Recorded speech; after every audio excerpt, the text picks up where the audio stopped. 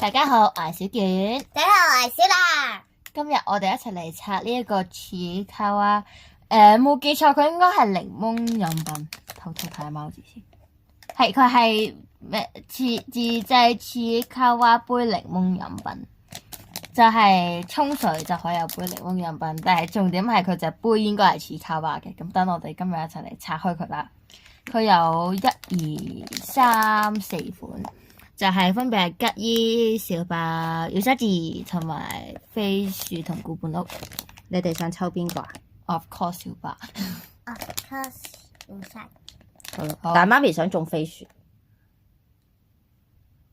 全場靜默。好，好，我哋開始拆啦。邊個頭先？你拆先。全部都係你拆先咯，我拆肯定我要你拆先。先好啲，因為我次次都拆唔到。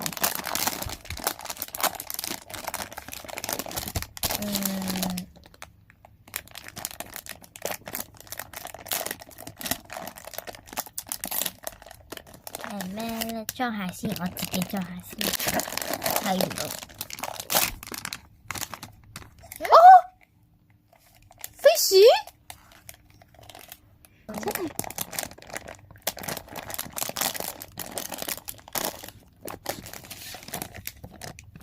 有冇睇到噶？好似睇唔到嘅。吉伊，肯定係個人。冇中到。哦，你哋兩個想嘅都未有中到。一個好睇，一個好睇。係啊，飛樹都好睇，算啦，我哋應該咁樣唔錯講。我應該咁樣講，起碼小白同吉伊佢哋個表情係一樣。你諗住加工係咪？唔係。不不過聽講咧，如果咁就等我哋去轉頭去沖一沖，就到呢度啦。下次再見，拜拜。